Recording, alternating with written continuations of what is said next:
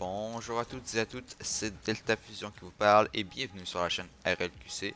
Aujourd'hui, je suis tout seul, je ne suis pas avec mon ami Extreme Joss et on se retrouve pour parler de la différence entre un low GC et un joueur professionnel.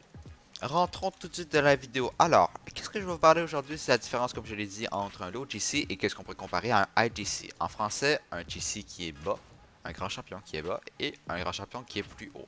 Je peux vous dire la différence, c'est très simple. Un grand champion qui est bas est entre les 1515 MMR et les 1700. Et un grand champion qui est haut, c'est 1700 et plus MMR. C'est ce que je considère la différence. Moi, pour le moment, comme vous le voyez, je suis un grand champion qui est bas. Je suis à 1600 MMR. On va partir une game, ça va être plus agréable pour vous de voir. Et en fait, moi, je me considère comme un grand champion qui est bas. Parce que je suis en bas de 1700 MMR. Il y a beaucoup de platine, de diamants et de champions qui se demandent c'est quoi la différence entre un pro player puis un gars par exemple comme moi qui est un low grand champion. Parce que en fait, moi puis un pro player, entre moi puis un pro player, nous avons le même rang. Lui, il est grand champion et moi je suis grand champion aussi. Alors il se demande ben, c'est quoi la différence entre les deux, c'est quoi qui est différent. Alors dans cette vidéo, je vais vous aborder trois étapes. Pourquoi, c'est quoi trois étapes qui vont faire en sorte de différencier un grand champion comme moi entre un grand champion qui est un pro player. Étape numéro 1. Alors, pour commencer, je vais vous parler des mécaniques. C'est quoi la différence de mécanique entre un haut grand champion et un grand champion qui est plus bas, par exemple moi? La première différence, c'est qu'un grand champion ou un pro player qui est plus haut va avoir beaucoup plus de mécaniques qu'un bas grand champion. Des mécaniques comme le dribble aérien ou le dribble sur terre, le contrôle de sa balle, etc. Et je vais y aller un petit peu plus en profondeur que ça. En termes de mécanique, je vais commencer par les dribbles aériens. Vous savez, les pro players, par exemple Squishy ou tout ce que vous voulez, Justin ou des choses de même, ils ont un très bon contrôle. Ils ont un très bon contrôle de leur voiture en termes de dribble aérien. Par exemple, je vous montre des extraits. Ils savent contrôler la balle et ils savent dans n'importe quelle situation comment toucher la balle pour qu'elle ait le plus de puissance possible. Comparé à nous qui sont des lots grands champions qui font un petit peu n'importe quoi. Là. On est dans les airs. Puis comme vous voyez mon teammate ce qu'il vient de faire, il essaie de toucher la balle, mais c'est jamais vraiment un bon hit. Alors la deuxième chose que je vais vous parler, c'est le contrôle de la balle, mais sur terre. Pourquoi?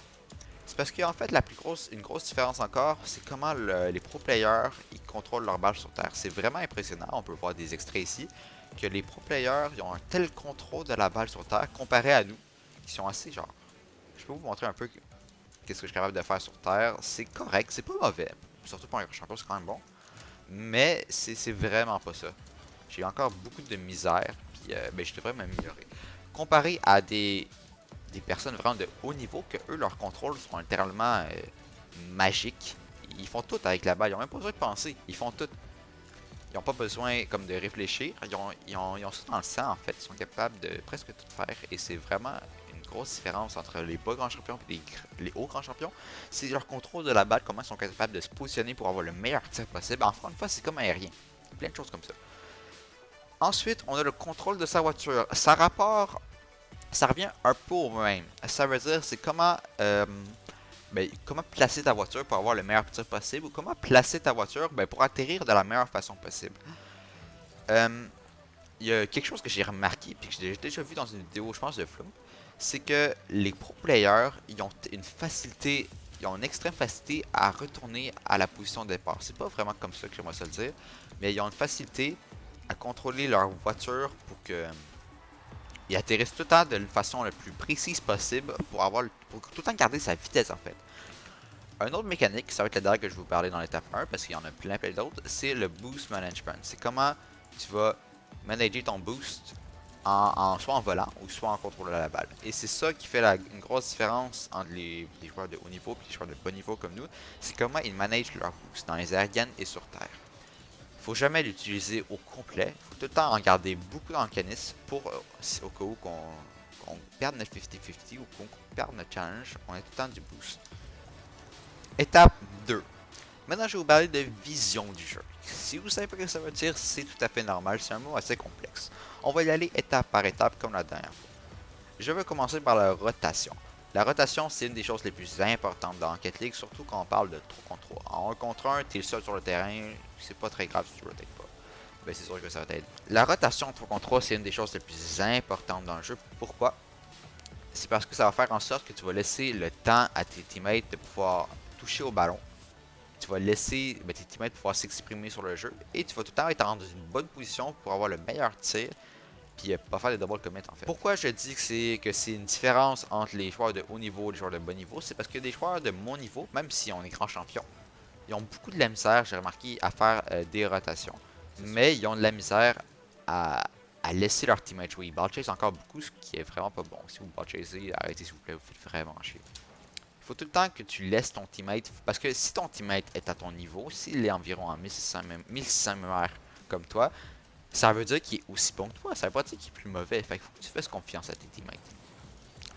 Et si vous pouvez voir dans le RLCS, où est-ce que les pro players jouent, eux, ils font amplement confiance à leurs coéquipiers, puis ils font une très bonne rotation, comme ça tout le monde peut toucher la balle, puis ils vont presque jamais faire de double commit. La deuxième chose que je vais vous parler, c'est de regarder ses teammates. Ses teammates, c'est quoi? C'est juste ses coéquipiers. Il faut tout à que tu penses à regarder où est-ce que tes coéquipiers te situent, pour pouvoir savoir si ton coéquipier va toucher la balle avant toi ou si c'est toi qui vas toucher la balle avant lui. Fait que si c'est toi qui vas toucher la balle avant lui, il faut que tu y ailles. Tu vas pas le laisser. Sauf si il est dans une meilleure position pour faire un tir, tu dois y aller avant lui. Cependant, si c'est lui, il est juste en avant de la balle, il est prêt à toucher, ben laisse-lui. Laisse-le jouer. Laisse-le jouer, il faut pas que tu le coupes. C'est encore là, ça rentre dans le concept de rotation. Ça veut dire il faut que tu laisses ton teammate jouer le plus possible parce que lui aussi, il est aussi bon que toi. Vous pouvez remarquer quelque chose dans la scène compétitive de Rocket League, c'est que les pro players, ils vont beaucoup faire confiance à leur teammate et faire des passes. Ils vont regarder où est-ce qu'ils se situent, puis ils vont faire un hit ou une passe qui va faire en sorte qu'il va les avantager. Et en fait, ce qu'ils vont faire, c'est qu'ils vont regarder où est-ce que le teammate est, le coéquipier, puis ils vont faire une passe pour faire en sorte qu'il y ait un avantage puis qu'ils réussissent à gagner la balle. Alors c'est très important et c'est une grosse différence entre les bons players, les bons joueurs de Rocket League et les joueurs un peu plus moyens comme nous, comme moi. C'est que les joueurs de haut niveau, ils vont vraiment regarder où est-ce que leur teammate se situe pour pouvoir faire une passe qui est bonne et pour pouvoir prendre avantage du jeu. Une autre chose que je vais vous parler en fait dans l'étape 2, c'est des 50-50. Si vous savez pas c'est quoi un 50-50, c'est quand il y a deux joueurs qui s'apprêtent à toucher la balle. Celui qui va le gagner, c'est celui qui a gagné le 50-50.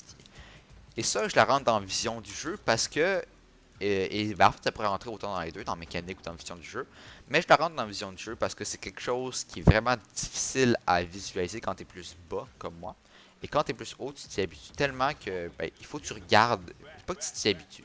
En fait, tu regardes où est-ce que l'autre est positionné, puis comment il va toucher la balle.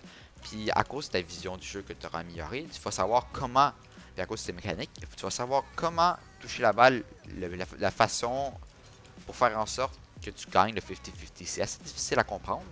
Je peux vous montrer des vidéos de pros qui font des 50-50. Par exemple, Fireburner, un des meilleurs joueurs de 50-50 que Rocket League a jamais connu. Ensuite, nous avons la faculté de pouvoir envisager les pires situations. En fait, tu dois te rendre compte à chaque fois que tu pars pour un 50-50, tu dois envisager ou que ton teammate part pour un 50-50. Faut que tu envisages les pires situations qui pourraient t'arriver. Soit dans cette situation, comme j'ai fait, j'aurais pu très bien envisager que le ballon allait aller en arrière de moi. Fait que j'aurais pas de challenge ça. Mais si je vois que la pire situation qui peut m'arriver, c'est que le ballon aille littéralement dans mon but, il faut que je reste en défense. Il faut tout le temps que tu envisages la pire des situations qui pourraient jamais t'arriver. Si la pire situation, c'est que le ballon il va littéralement rentrer dans ton but, lorsque ton teammate fait un 50-50 ou lorsque toi tu fais un 50-50, ben tu vas tout faire pour empêcher que cette situation se produise. Il faut que tu reviennes en arrière, il faut que tu fasses d'autres choses, mais il faut pas que le ballon rentre dans ton but parce que c'est ça la pire situation. Puis il faut que tu l'empêches. Alors une grosse différence entre les joueurs de haut niveau et nous, les joueurs un peu plus bas, c'est que les joueurs de haut niveau sont capables d'envisager c'est quoi la pire des situations qui pourraient arriver, puis ils vont faire en sorte qu'elles n'arrivent pas. Et nous, c'est pas vraiment ce qu'on fait. On va juste aller pour la balle, puis c'est pas grave si on se ment pour pouvoir marquer un but. L'étape 3, la dernière, et elle va être beaucoup moins longue que les autres, c'est la communication. J'ai déjà fait des parties en compétitive avec des amis, parce que j'étais en Discord, puis je parlais avec eux. Puis qu'est-ce que j'ai remarqué beaucoup, c'est que la communication était assez médiocre. Les gens ne faisaient pas de bons calls. Les adversaires se situaient et où est-ce qu'ils voulaient envoyer la balle, ils faisaient juste dire, par exemple, j'ai pogné le boost du coin. attention l'autre arrive. C'était pas vraiment des calls intéressants qu'il faisait. Il faisait juste parler un peu en disant un peu n'importe quoi, qu'est-ce qu'il pensait. Aux pro players, eux vont faire des calls qui vont être très intéressants et très importants à dire. Par exemple, combien de boosts les adversaires ont, ou plein de choses comme ça. Et ça va être une grosse différence parce que chez nous, chez les joueurs un peu plus de bon niveau, les calls ne seront littéralement pas présents. En fait, si tu joues en compétitif, ben, tu peux juste pas parler. Ben, tu peux, mais personne parle.